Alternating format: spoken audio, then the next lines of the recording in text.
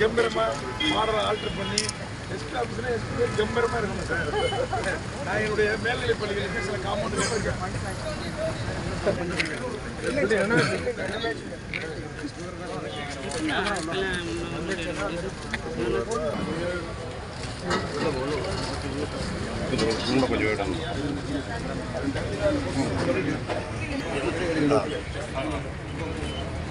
சரிப்பா, ஆரோக்கியமா சுத்தமா வச்சுக்கணும்.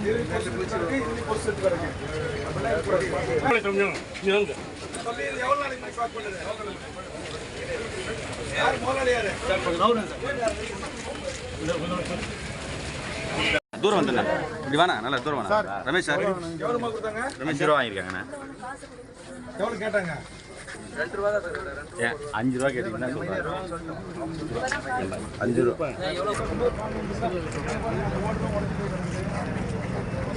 நீங்கள் தானே மெயின்டைன் பண்ணுறீங்க. இது மதியத்துக்குள்ள நீங்கள் பாரு அப்போ பாரு. செல்லு பின்னாடி கடைகளில் உணவு பண்டங்கள்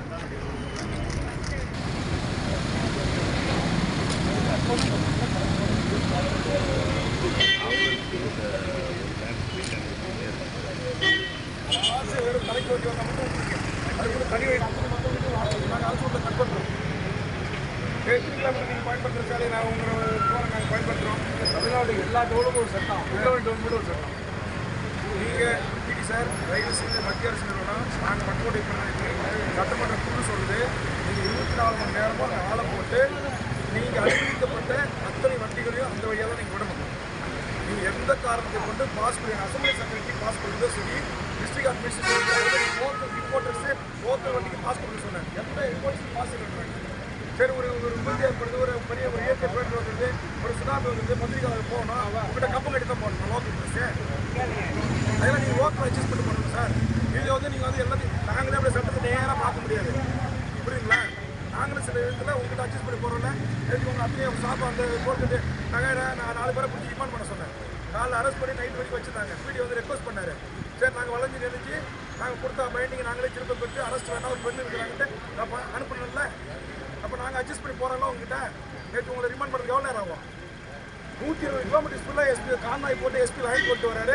நீங்கள் வந்து திடீர்னு வந்து ஒரு அம்மா உடனே பார்த்து மேலே உள்ள வந்துட்டு மைக்கில் இன்ஸ்ட்ரக்ஷன் கொடுக்குறோம், நீங்கள் வந்து போதை வந்து போடுங்க அப்படின்னு போடப்படுது. 120 கிலோமீட்டர் வர கான்வாய் பிரேக் அடிக்கிறாங்க. ஒரு வண்டிக்கு ஒரு வண்டி மோதி அந்த எம்எல்ஏக்கள் யாராவது ஒருத்தங்க செத்து யார் பேர் சொல்கிறது? உயிர் போயிருந்தா யார் பேர் சொல்கிறது?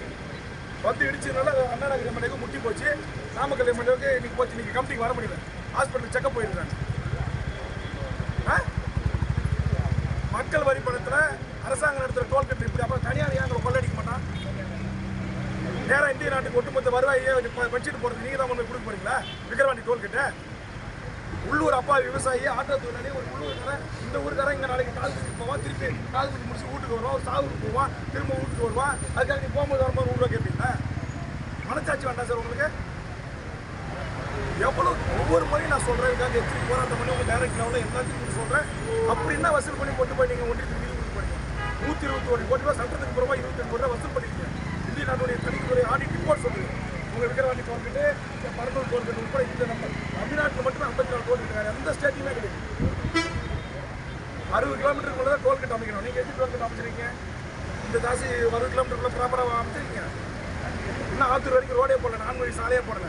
கேட்டால் அவங்க தனியார் சார் நாங்கள் என்னன்றீங்க, அரசாங்கம் பண்ணுறாங்க, நீங்களும் இப்படி பண்ணுறீங்க. நீங்கள் எல்லா தமிழர்கள் தானே. வீடு இந்த மண்ணு மாவட்டத்துக்கு சொந்தக்காரர் வேறு. சட்டத்தை மட்டுமே அப்படி நேராக பார்க்காதீங்க சார். மனச்சாட்சி இனிமேல் நான் சொல்லுவேன், எக்காரணத்தை கொண்டோ அபிஷேக் நீங்கள் அனுமதிக்கப்பட்ட எந்த வண்டிகளாக இருக்கும், ஆம்புலன்ஸு, டிஎன்எஃப் எல்லா வண்டிகளும் அதெல்லாம் போகணும். அந்த ஆளை போட்டு சம்பளம் கொடுத்து 24 ஹவர்ஸ் சொல்லணும். எல்லா கூட்டத்திலும் ஆள் உட்காந்துக்கணும். ஒரு வேளை மாறி டிரைவர் கொண்டு வரணும், அது பாஸ் இருக்கு, நீங்கள் இங்கே உட்காந்துருக்காங்க அப்படின்னா சொன்னால் திறந்து விடுங்க. நீங்கள் போய் கலெக்டர்கிட்ட பாஸ் கேட்பீங்களா?